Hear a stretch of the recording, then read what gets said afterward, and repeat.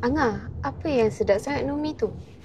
Okey, Numi ni satu sebab dia jenama Malaysia untuk Malaysia. Okey, yang kedua sebab rasa dia sangat-sangat sedap. Dia punya noodle tu kenyal, dia tak lembik. Lepas tu dia mudah dimasak dan kita boleh kreatif nak masak macam-macam menu. Dan yang paling penting, dia menu yang sihat. Sebab tu Angah pilih Numi. Anak-anak pun suka Numi. Kalau boleh hari-hari nak makan Numi. So, Angah memang dah 2 tahun dah makan Numi. Semenjak keluar Numi memang dah makan Numi. Lepas tu Numi ni dia punya flavor tu ada 4 rasanya.